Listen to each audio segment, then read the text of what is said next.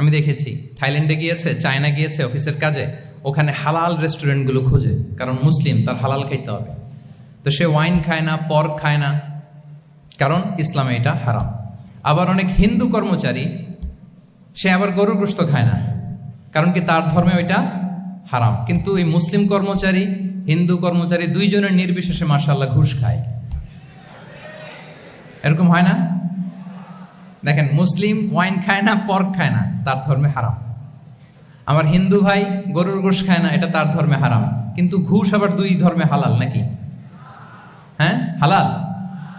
তার মানে ওই যে pick and choose, you got the point, right? Pick and choose করেছে যে আমার ধর্মের এই এই নিয়ম আমি মানবো, কারণ এটা আমার জন্য খুব ফ্লেক্সিবল, এটা খুব ভালো লাগে। কিন্তু যেটা কঠিন হয়ে যাচ্ছে, যেটা তার বিরুদ্ধে দাঁড়াচ্ছে, ওইটা সে মানে না। তাহলে পিক এন্ড চুজ করার কোনো সুযোগ, আমরা আমাদের গোটা জীবনকে হালাল দিয়ে সাজাইতে হবে। তাহলে your lifestyle will be Islamic lifestyle. এই কথাটা কি বুঝতে পেরেছেন? তাহলে ইউর ফুড শুড বি হালাল, ইউর ড্রিঙ্ক শুড বি হালাল, ইউর ফ্যাশন শুড বি হালাল, ইউর ইনকাম শুড বি হালাল, ইউর এন্টারটেনমেন্ট শুড বি হালাল, even your relationship should be হালাল।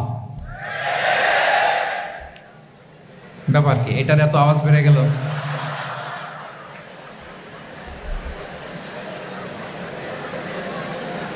এটা কমন পড়ে গেছে নাকি? আচ্ছা বলেন, হালাল রিলেশনশিপ কোনটা বলেন? এই তো আসল জায়গায় হাত দিছি বোধহয়। আমাদের শিক্ষার্থী বন্ধুদের মধ্যে বিবাহিত আছি আমরা? হ্যাঁ, কারা কারা আছি দেখি তো।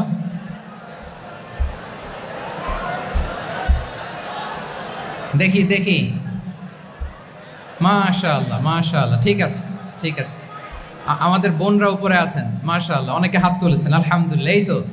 এই তো আমাদের যারা হাত তুলছেন তাদের জন্য একটা তাকবীর দেই আমরা, আল্লাহু আকবার। এই যে আপনারাই বলেছেন, আমার কোনো লিগ্যাল অপিনিয়ন দেওয়ার প্রয়োজন হচ্ছে না, যে হালাল রিলেশনশিপ হচ্ছে বিয়ে। তাহলে বিয়ের বাইরে যদি আমার কোনো রিলেশনশিপ থাকে, হালাল না হারাম? ফতোয়া দিচ্ছে কে? আমি? আপনারাই দিচ্ছেন।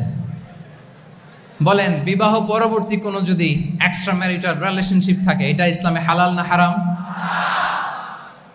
তাইলে pre marriage relationship, after marriage relationship, এটা শরীয়তে হারাম। তো এই হারাম যদি আমি এই হারামের সাথে যদি নিজেকে জুড়ে দেই, তাহলে আমার লাইফস্টাইল এটা ইসলামিক লাইফস্টাইল হতে পারে না। আমরা বিয়ের মতো পবিত্র বন্ধনের মধ্য দিয়ে আমরা আমাদের দাম্পত্য জীবনকে উপভোগ করব। আল্লাহ তৌফিক দান করুক। এই যে অনেকে হাত